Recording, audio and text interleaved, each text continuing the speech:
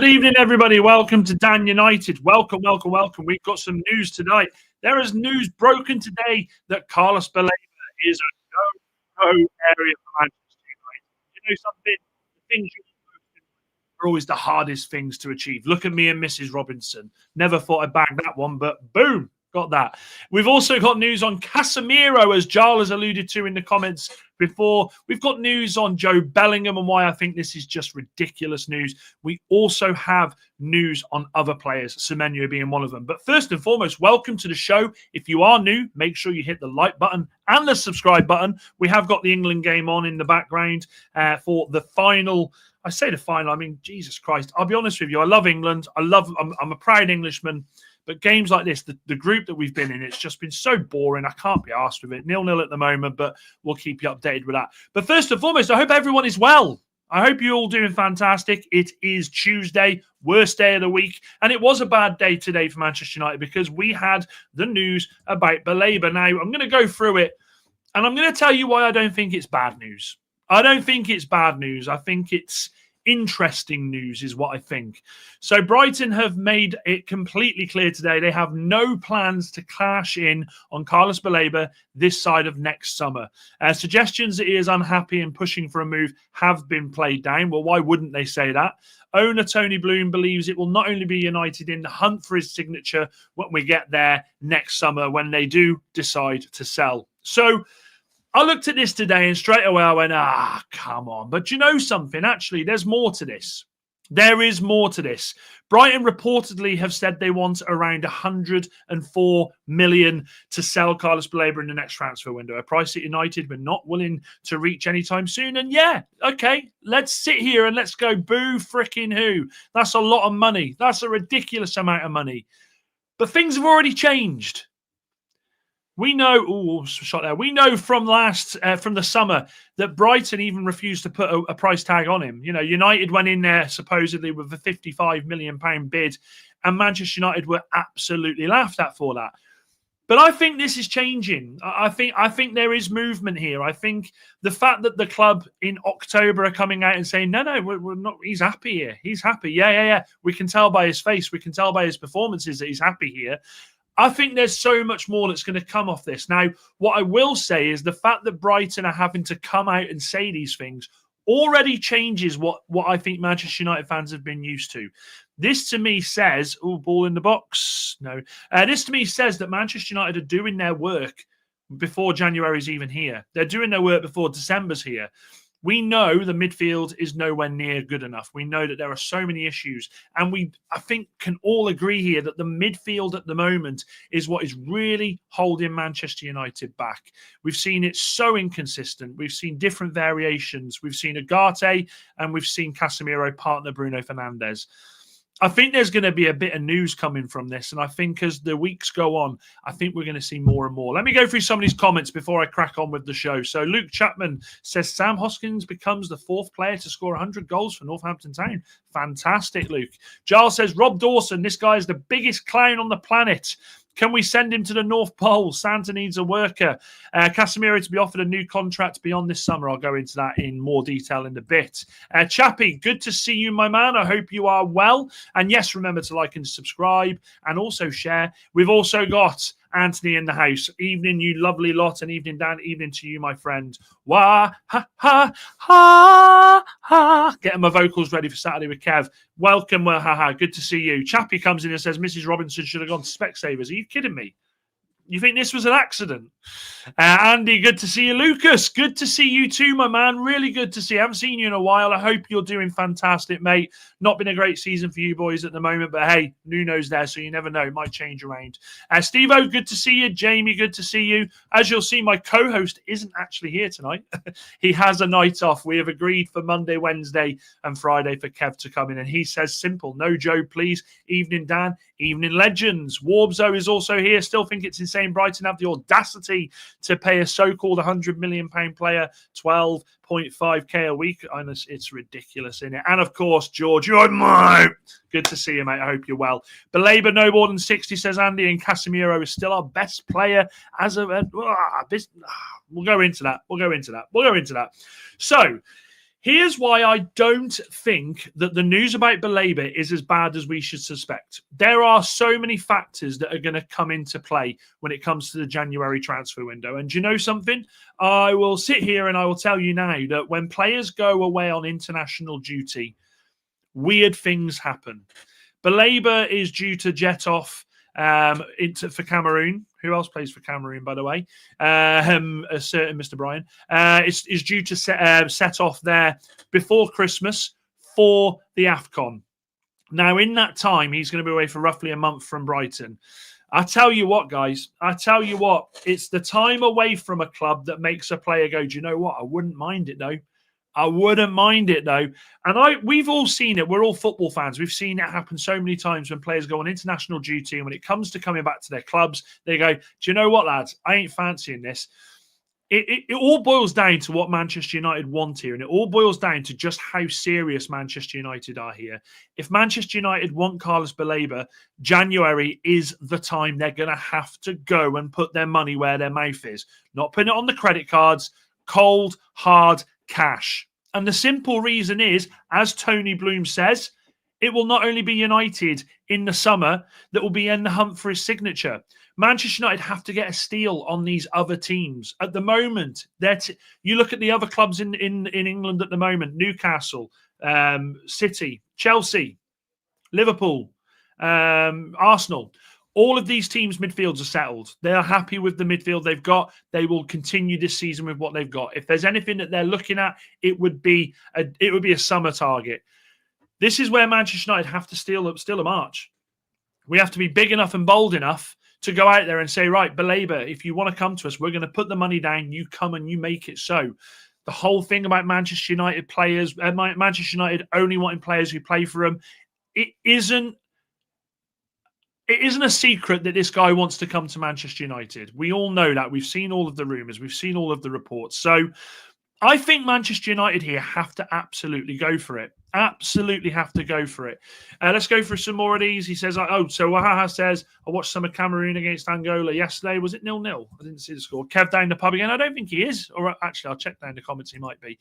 The price is waffle. They know he is going there just trying to get the best price they can. Yeah, but Anthony, why wouldn't you? I mean, if you were Brighton and you know a club wants one of your star players, why wouldn't you put the price up? It's all about the club making as much money as they possibly can. Now, the only thing that they've got on their side is they don't have a release clause, do they? You know, Baleba doesn't have that in his pocket. But what Baleba does have, I think, is the fact that he knows he is wanted by Manchester United. What a horrible game of football. Our guy in waiting were both shite. Fair enough. Lucas says, sorry, I don't get on much anymore. Dan, struggle to make time nowadays, but good to get on today and at least, and we'll watch as much as I can. Great show here. Thank you very much, Lucas. Appreciate that. And Kev is definitely at the bloody pub. Of course he is.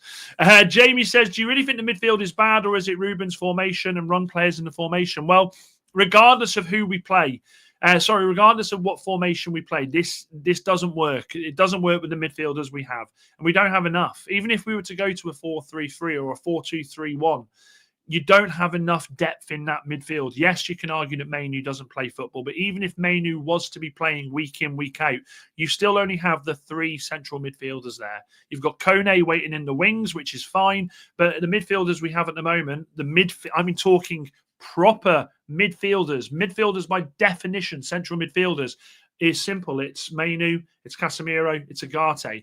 So we're definitely under the cosh when it comes to squad depth and squad variety there. So midfield is absolutely key. Now, we've been through who we think could come. We've been through who we would like to come. I think I go back to what I said before. Manchester United have got to be bold in January.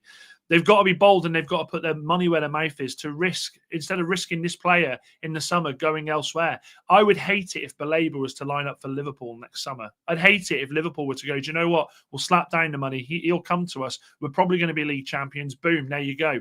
I think it would be a massive miss. Kev says Brighton are jokers. He will be at United in January for less than 50 million. Kev, how many have you had at the boot? I don't think he'll be less than 50.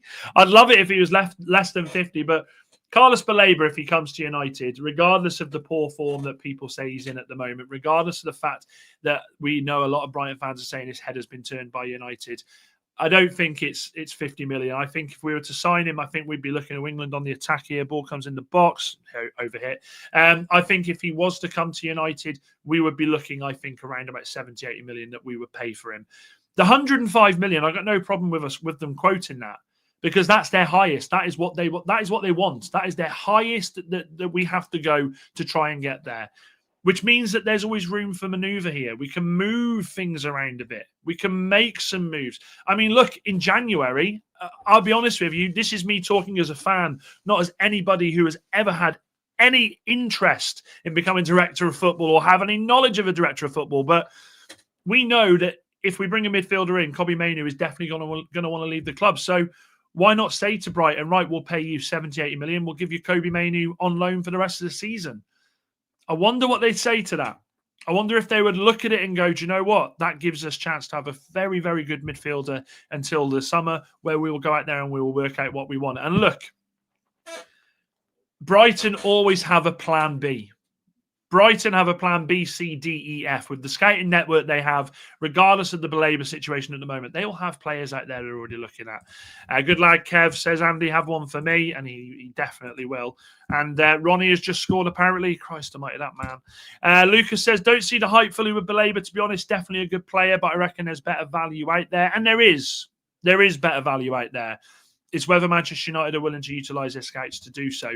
If they keep taking them off at half time, they can't ask for any more. Boot is closed. I'm in the Pheasant. Oh, the Pheasant's a decent pub. George, you've been to the Pheasant if you're still here.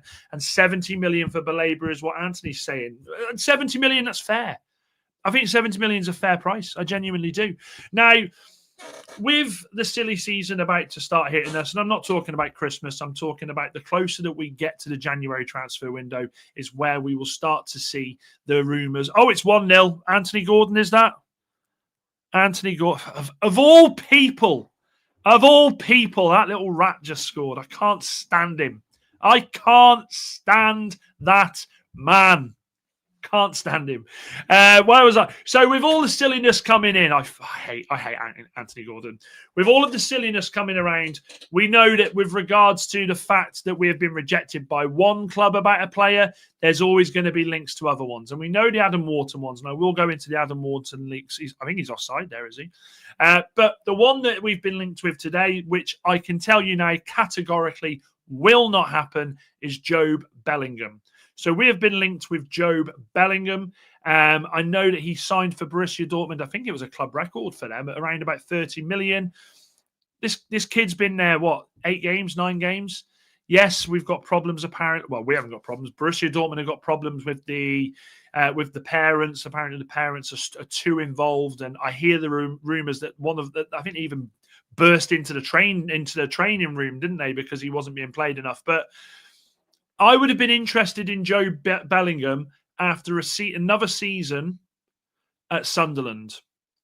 I would have been interested in Jobe Bellingham after another season at Sunderland. And the reason is Jobe Bellingham, whether he likes it or not, is always going to be likened to Jude. He is.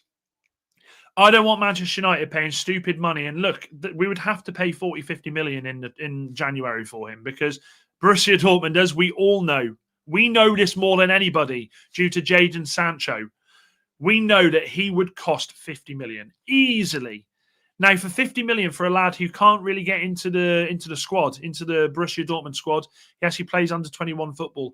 Is that the amount of money? Oh, ball comes in. Is that the amount of money Manchester United should be spending on this kid who, as Waha has said, screams average at the moment? There is a lot of potential in this kid, by the way. There is a lot of potential. We've seen it in him. I've seen him tear it up with Sunderland before he left, but I don't think United should even be considering this direction. I don't think they should be even considering it. If we're looking at taking a step down from Baleba, the step down should be people like Anderson. Elliot Anderson, who's playing for England tonight, is the player, as you all know, that I want Manchester United to go out there and spend the money on. Wouldn't cost anywhere. Wouldn't cost a stupid money either. So the Jobe Bellingham one. In fact, do you know something? We haven't done the poll. I'll put the poll in there because as much as I don't think it will happen, this is our channel. This is our community. So let me ask the question. Would you take Jobe Bellingham? Would you take Jobe Bellingham? Nice and simple. I always say nice and simple, absolutely fucking things, don't I? But put your votes in there. Would you take Jobe Bellingham at Manchester United? For me, I think it's a nothing story. We see this all the time. These nothing stories, and you know something? The second that the argument started a few games ago with him, I knew he would be linked with Manchester United.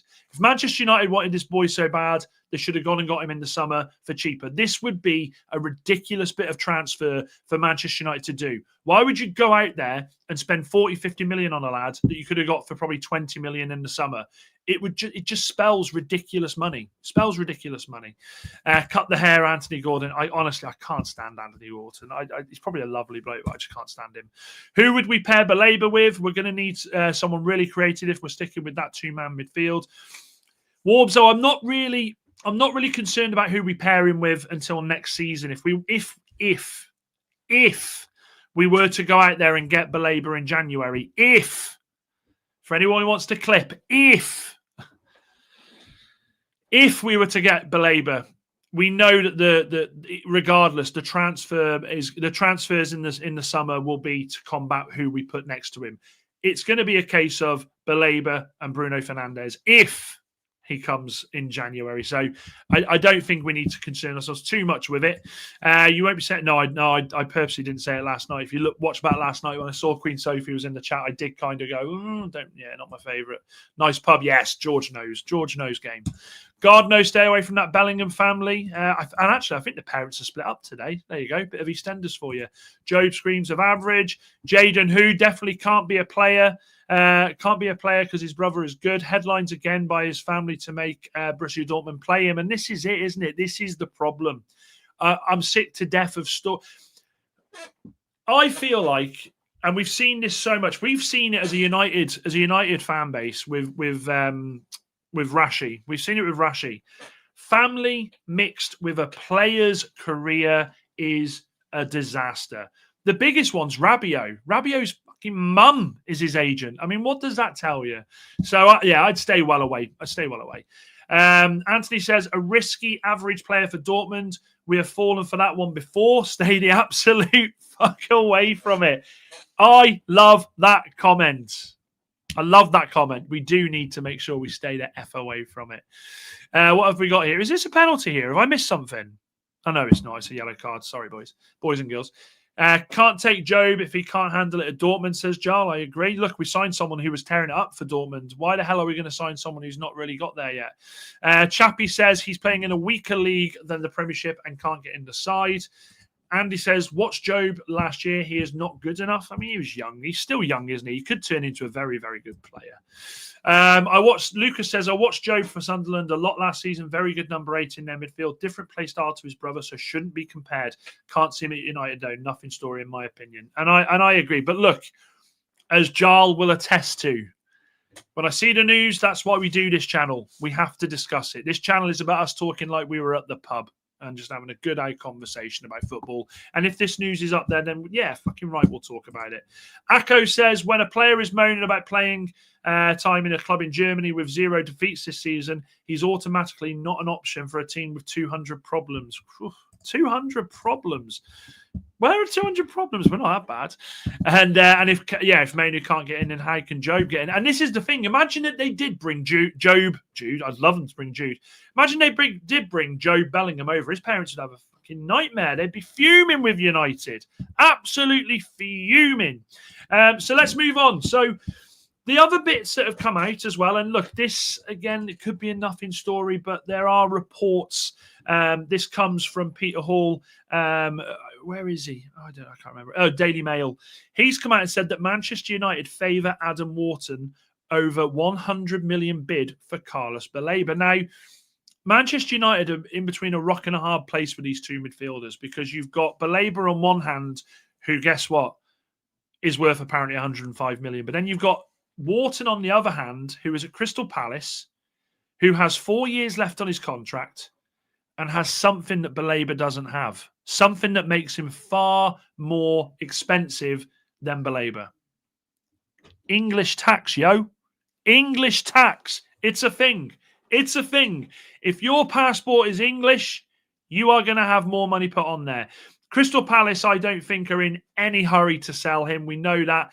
And I wouldn't be surprised if Adam Wharton, the more I read on this kid, the more I see of it, I wouldn't be surprised if Adam Wharton were to sign a new contract in January with a release clause, and a very big release clause. And you know what? That would be fantastic business by Crystal Palace.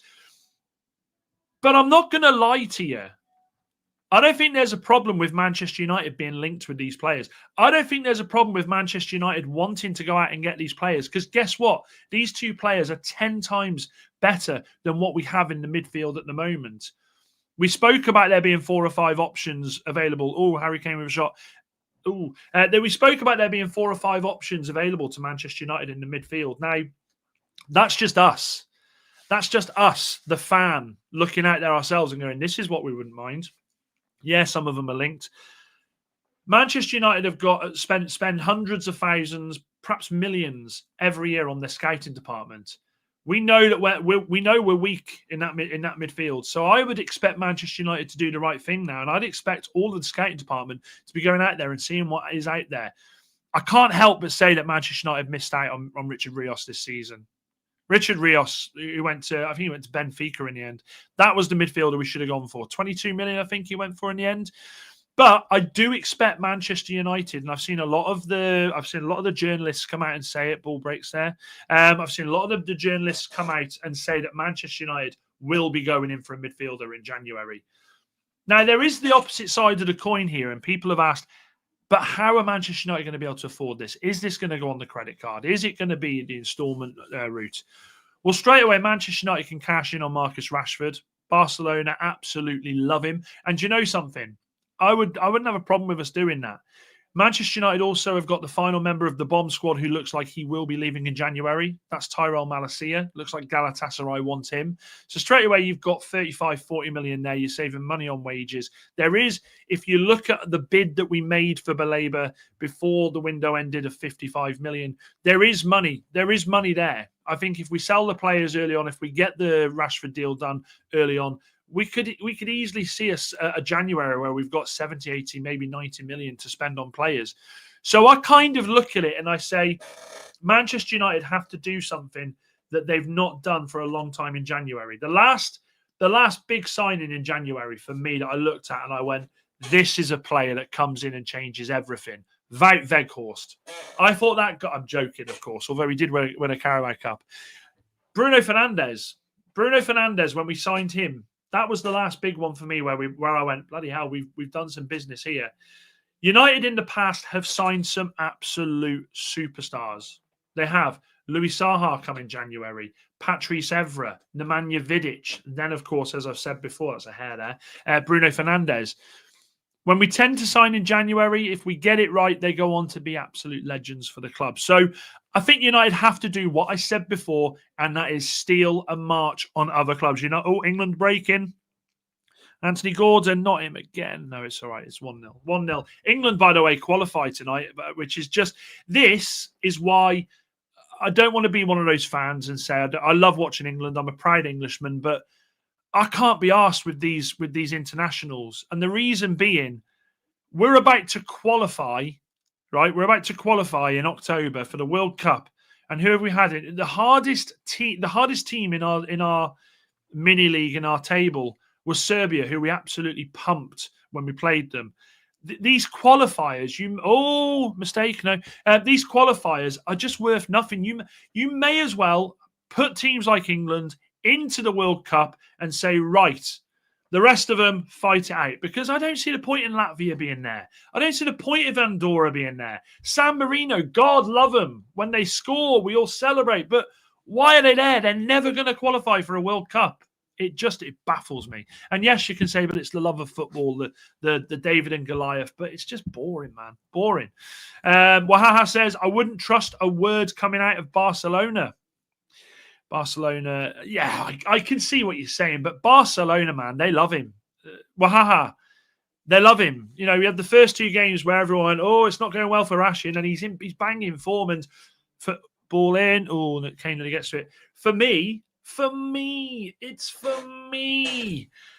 I would absolutely capitalise on Rashford's form. We know more than anybody Marcus Rashford is as consistent as when you're waiting for a frigging taxi to take you on a night out. They don't come on time.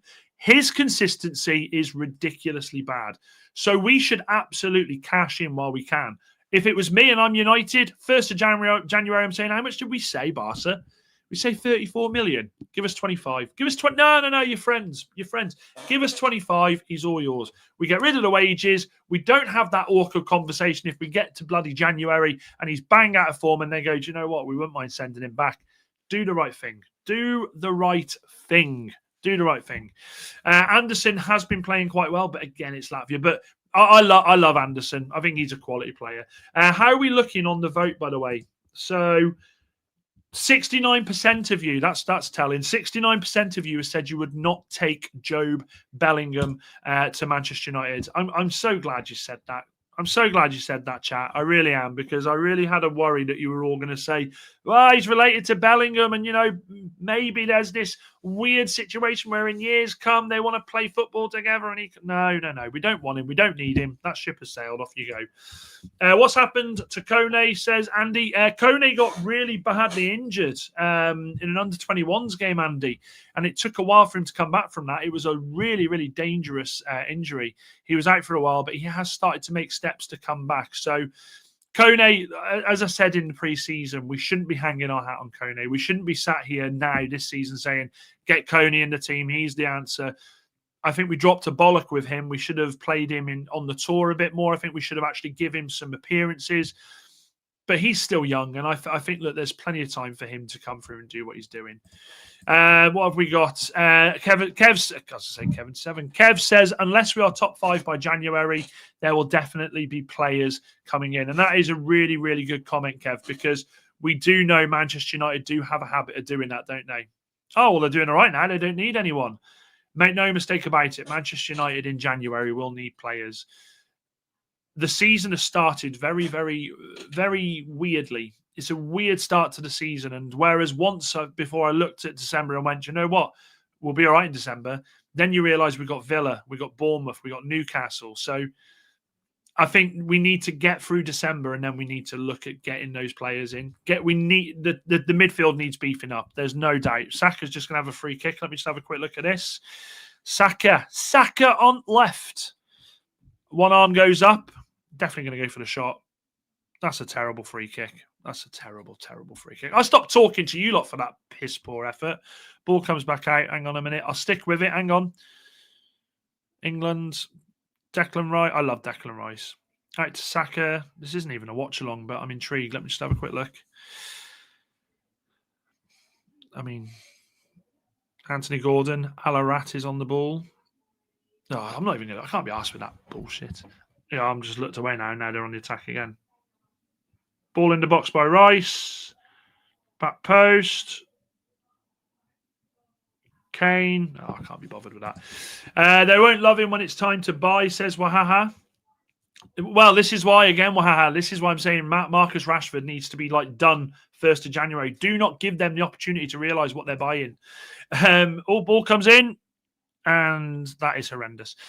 Fraser says, caught a live stream morning from a Forest fan in New Zealand. Best United creator on YouTube. So hit them likes. Thank you very much, Fraser. I do appreciate that. There are plenty of creators out there who are absolute superstars. But we are growing and we are slowly but surely creeping up there. I think looking at it, what United player are we away from the next... From 1,290. What are we? What's it? Sorry, from 1,300. What Manchester United player are we, chat? What shirt number are we away from hitting the 1,300 mark? And Jamie says, do you think we will get rid of the little twat Sancho because he's on loans? Sancho's gone. We don't have to worry about Sancho anymore. Sancho, regardless of what anybody says, his time is done. When it gets to the end of the season, he will leave on a free transfer. I think it's hilarious that. I mean, what? Very sweary mood tonight, but what the fuck were Villa thinking signing him on loan? He's played hardly any minutes and it's 2-0. That's a great finish. That's a great finish, by the way, from Harry Kane. That is a great finish from Harry Kane. I will say that. I will say that was a great, a stunning strike. No, what the hell were they thinking in even taking him? They've paid a big proportion of his wages, and you've seen all the stuff on social media about him as well. I think it's a poor transfer. Call their bluff and ask for Rashford back, says Chappie. Yeah, we could do that, Chappie, but we know what Rashford would say. Rashford would say, "I'm not leaving. I'm not fucking leaving. The show goes on." An Ollie away, I guess. Wasn't that 20? Was it 20 that Ollie was 20, wasn't he? Ollie was 20. Are we 20 away? Okay, interesting. Tuchel looks happy. Right then, what else did we got here? So tonight we've gone through that. Here's the Giles spoke about this earlier on, and I am going to talk about it, but I am going to tell you all straight away, I don't want you to worry about this news, because I think if Manchester United were to even consider this, I think the ownership, I think Barada, I think Wilcox, and I think Amorim would be laughed out of the league. They would be laughed out of the league. And the news coming out, apparently, again, this is from ESPN, so take it with a pinch of salt. Manchester United haven't ruled out keeping Casemiro past the end of the season. This would wholeheartedly rely on the fact he would need to take is it 3-0? Oof. He would need to take a pay cut to stay at Manchester United. That news is absolutely I don't know where they get this from. Yes, there's a possibility, but in what world do Manchester United, when we know the midfield is absolutely the problem, in what world do we say to Casemiro, who will be 34 by the end of the season, we still value you as part of this club. We still see a future for you in this midfield at 34 years old. You'll be 35, by the way, at the end of next season. This sort of news is just it's paper filler because the internationals are on. They've got nothing else to print. Yes, potentially it could happen, but I don't see there being any chance of that happening. Manchester United this summer potentially look like they're going to get rid of Casemiro and Maguire. Both of them in their 30s.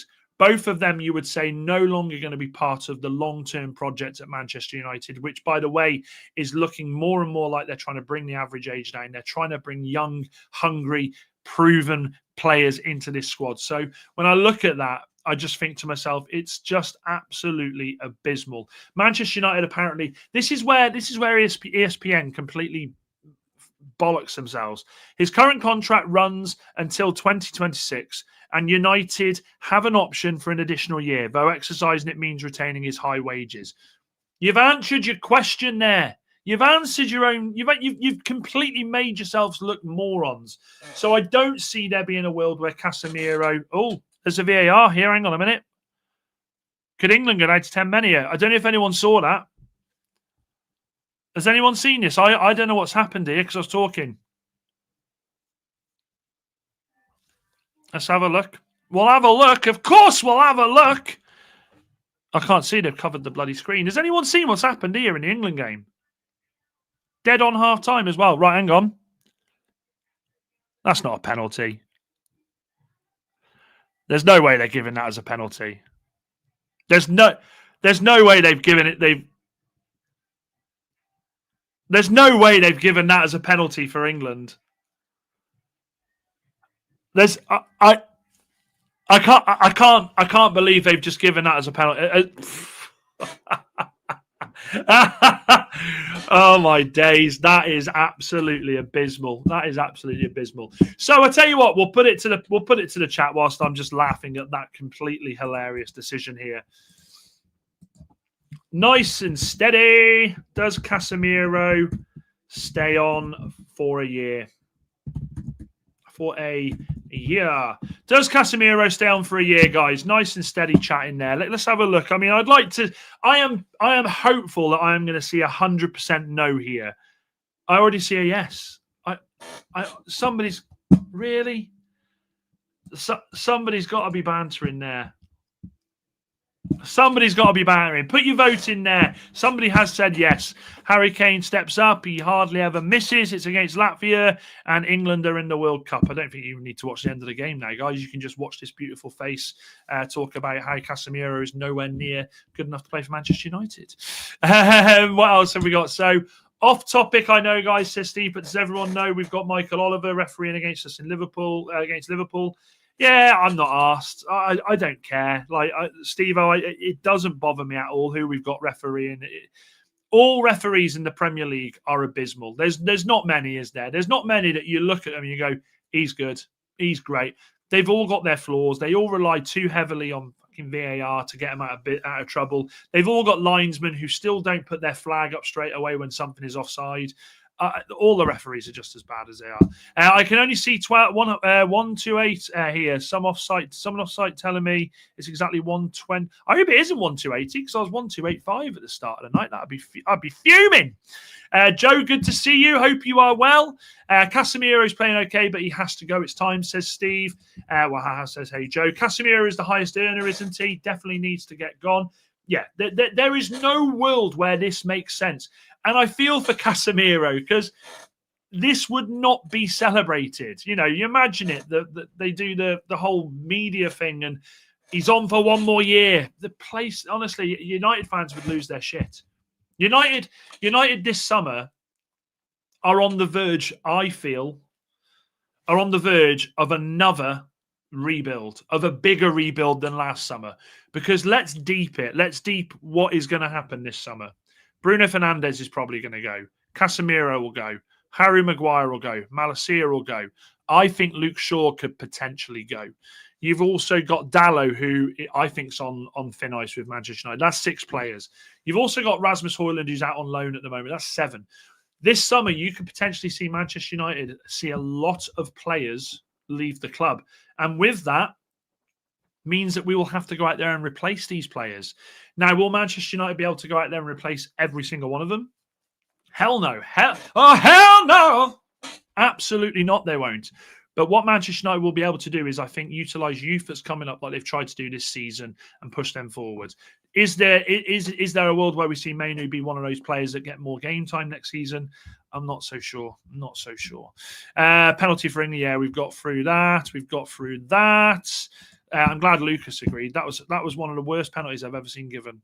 Wahaha says no, but we need 2 players in that are better. Yeah, I agree. United do need to replace him with more.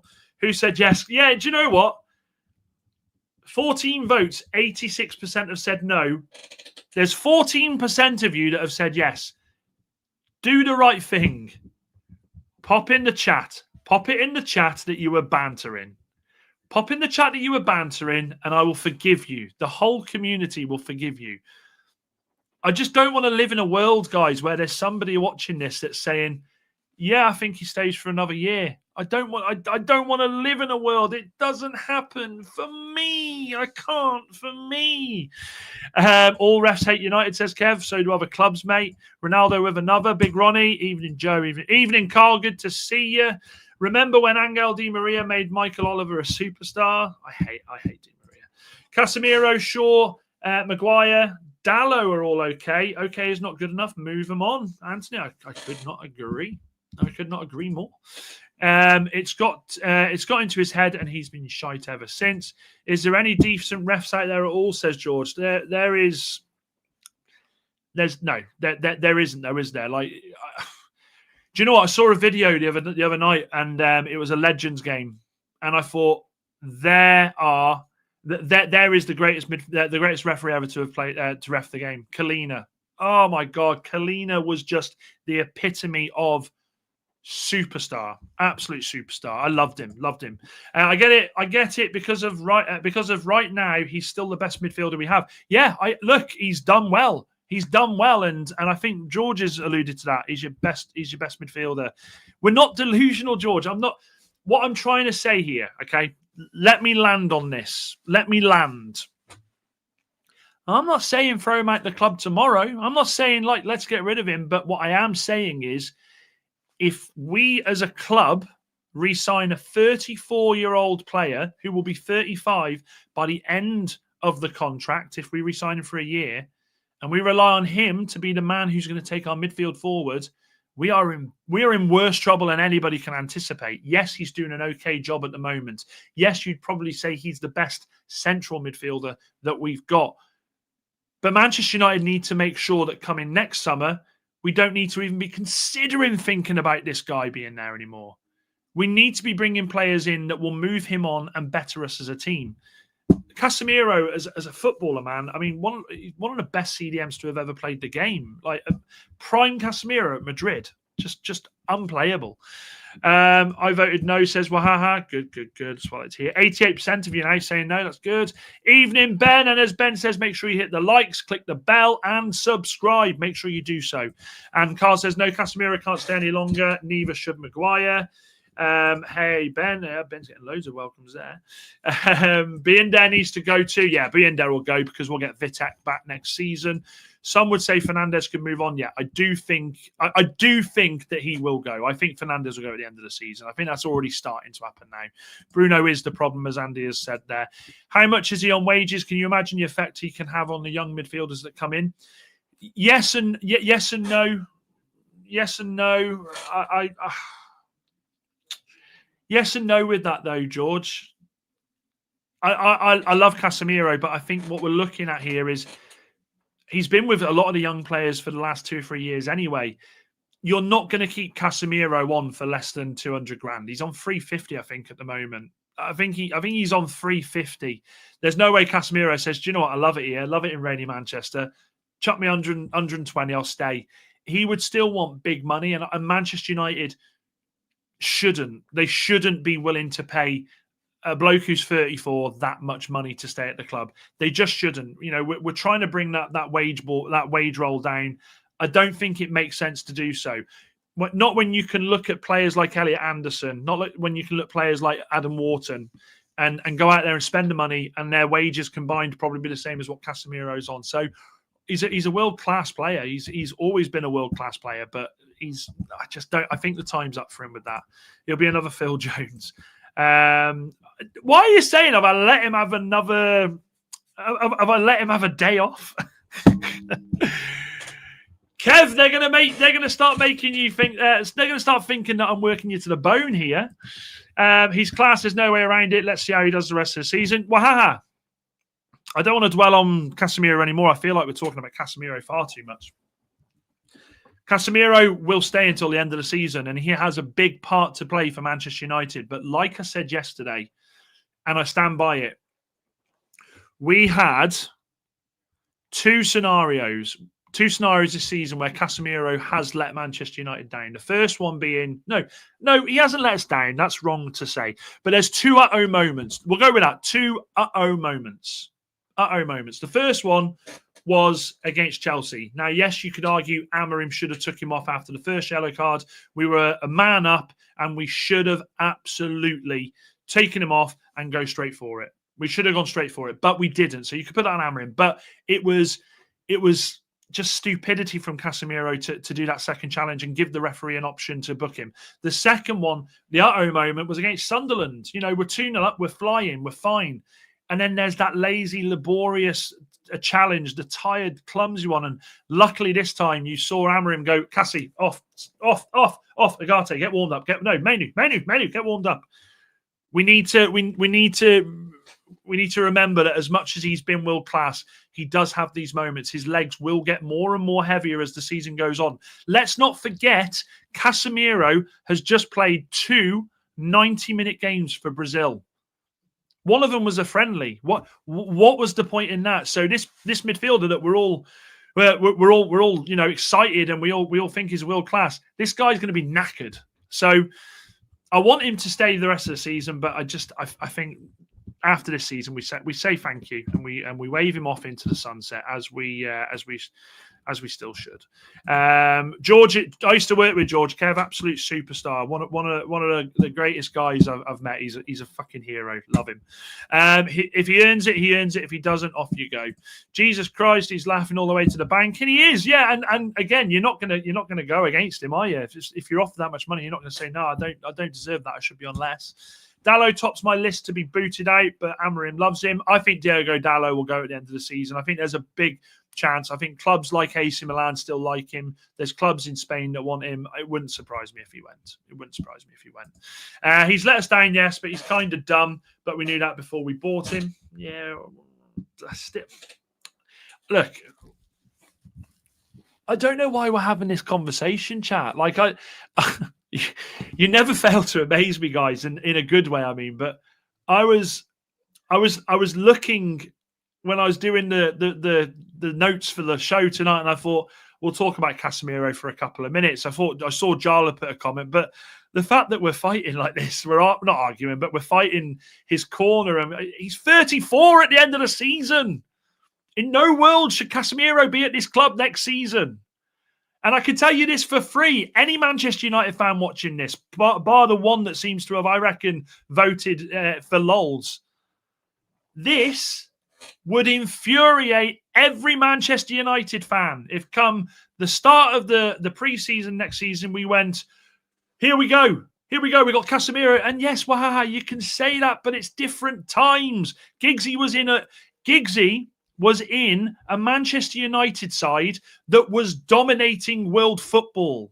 That Champions League football, we were dominating world football. Casemiro is in the middle of a Manchester United side that has just finished 15th. Casemiro would be a great player to have. He would be that luxury player you could utilize in certain games if you had the team around him that was good enough to give him the chance to do that. It's different.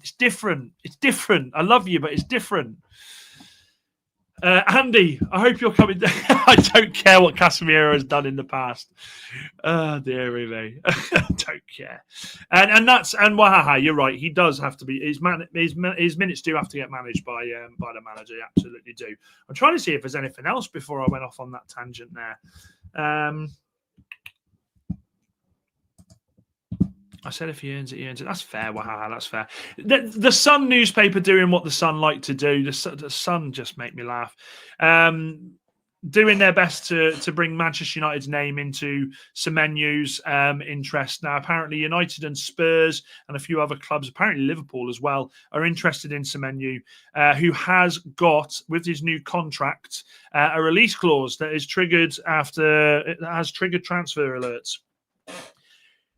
I don't see Semenyo coming to United. I think last summer it was Semenyo or it was Mbeumo. I don't think we go for both. Semenyo is an absolute, he's a stunner, isn't he? He's had a great start to the season, but Manchester United will not be in that conversation. They will not. You can clip me up. You can do what you want. Semenyo was the alternative to Bryan Mbeumo. Excuse me. We know that there were reports. We know United met him. We know Amorim reportedly met him, but I wouldn't even go for it. I wouldn't even entertain that news. I think if he goes anywhere, it'll be Liverpool or Spurs or someone like that. Casemiro has been a top-class player for decades, but we need to build the future. He may have one more season in him, but more chance the pace will be too much, and you can't have a 300k player on the bench. I agree. George says, Dan, just going to put this out there. All United fans said McTominay not good enough, not a Man United player, gone away for a year and been the best player in Italy. Well, Manchester United have this this cheat code, George. They have this cheat code where I reckon if I went to United, right, United ring me out now and they go, Dan, you're going to sort our central midfield out. And I'm like, really? I mean, I'm not in the best physical shape yet, lads, but I'll give it a go. I guarantee at the end of the season when they release me, I could go somewhere and I'd play amazing football. It's just a curse. Anthony has gone and done it at Betis. We've got Rasmus Højlund doing it at Napoli. Same with McTominay. But McTominay, it's a hard one with McTominay because I genuinely feel like in this formation, I think he would have balled in this formation. I think he would have been fantastic for us in this formation. I think he would have been exactly what we need. I didn't want him to go. I think at the time when you look at it, it's hard because we were we had that long period where it was McFred, wasn't it? McTominay and Fred. And even the most cocksure football fan, nobody sat there and said, I want McTominay in my team. Nobody did. But when he went away to Napoli and did what he did, of course, then we all went, fucking hell, what a player he is. What a player. What a player. It happens, doesn't it? I remember having a chat with Pete, from Loaded Mag, Newcastle fan. And I said, "Would you take McTominay?" Absolutely not. And then I get a lot of them now saying, "Oh, McTominay's mint. How could you let him go?" It's just the way it is, isn't it? That's football. Oh Christ! Just dropped my fucking plug on me there. That's football. That's just the way it is. And Casse definitely good to have around the club. Casemiro, look, to close it on Casemiro, he will want to end his career in Brazil. I think we can all agree on that. He will want one more season in Brazil and then he'll finish. Andy says, "What do you think about Mount and Cunha, who starts down?" Well, I'll say it, and some of you may not like this, but Mason Mount was great against Sunderland.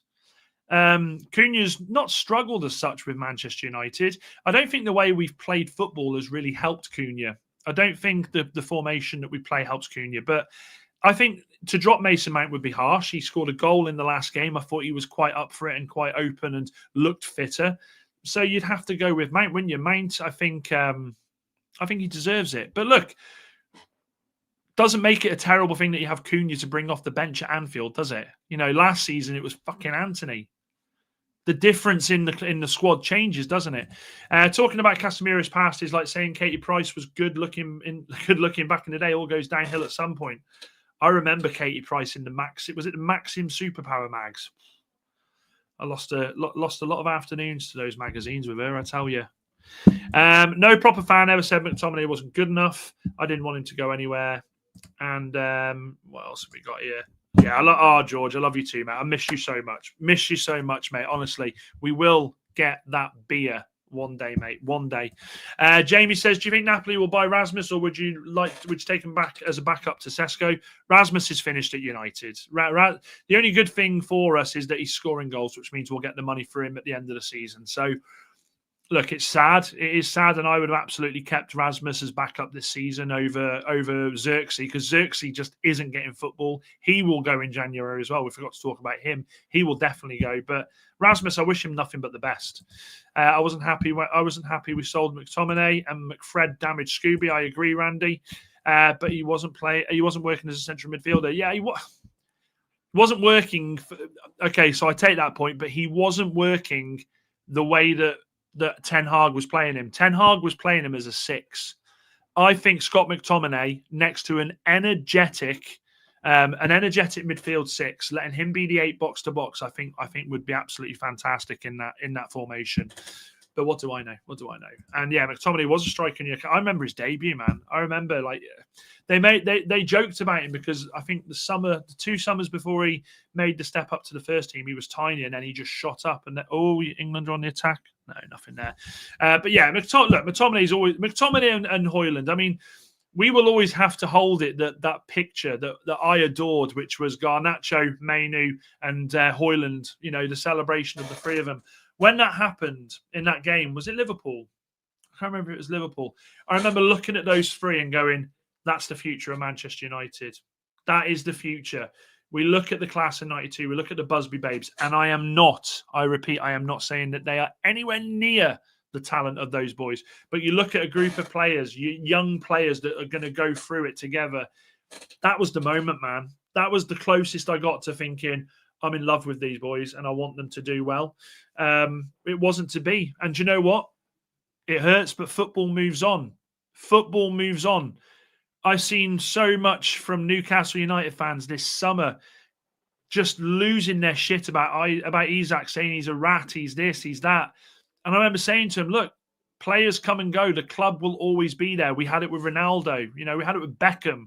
We've seen it. It happens. The club always matters. Those badges on those T-shirts behind me, I always say it, mean a lot more than the name on the back. Simple. Remember the ad at the Cliff? Yeah, it's heartbreaking, isn't it? And I'm still annoyed we sold Beckham. Well, Beckham was my idol, Kev. Beckham was my idol. If my dad was here now, I say it like he's not here. If my dad was sat in the room with us now, he would recount stories when I was younger, how many Beckham haircuts I copied. He had to pay for. But this is where Sir Alex Ferguson will always be a cut above most managers in the world, if not all of them. For every Ruud van Nistelrooy, you had Wayne Rooney that took over and become the superstar. For every David Beckham, we had Cristiano Ronaldo who pushed through. Yeah. For every Nicky Butt that we then had Michael Carrick that come to the club. These players that Sir Alex Ferguson would sell, it was very rare he sold them and wasn't able to replace them and do something good with them, wasn't it? It's just the way football is. It's just the way football is. And is it 3? Is it 4? No, it's not 4. Jose made him a midfielder because of his size to replace Fellaini. Fellaini, honestly, man, I still can't believe we had that guy. My God, Dan with cornrows. I didn't get the cornrows. I can assure you of that. But I did have the double ponytail. I did have the fucking hell, I'm like Cal the Dragon here, and I. No, before you asked, I've not had my haircut. I've just slicked it back. Is it 4? Is it 4? Anthony Gordon, a terrible back heel by Harry Kane there. Literally mine too, Dan. He wore the Robson and Beckham number 7s. What else have we got here? I had Beckham hair too, says Ben. Was gutted when he got a skinhead, but that's when I ended up finally getting a decent haircut too. And that's it, guys. That's just the way it is, isn't it? These superstars, these heroes of ours that turn up and win our hearts and go on and leave the club. By the way, I still can't believe that there's 12% of you that say Casemiro stays on for a year. I can't understand that. But this is what football does to you. You fall in love with these players. You watch them blossom into world-class footballers. You see them grow as men into adults who do everything right and win everything for your club. And then off they go and you just sit there heartbroken. But then normally someone else comes along and takes your love as well. But that's it, guys. I will be back tomorrow night at 8 p.m. with Kev. Kev will be back in the studio. He's had a well-earned night off, if he'll have you all believe that, like I'm working him into the ground. But enjoy yourselves. England are currently 3-0 up. England are about to qualify for another World Cup. Whoopity-doo. I hope you all had a good night. Take care of yourselves. It's Wednesday tomorrow, hump day. Remember, if you're watching this on playback, make sure you like and subscribe and hit the bell to make sure that you know when we're going live, and drop some comments. I love the comments. I'll see you all on the flip side. Dan United. Uta! Uta!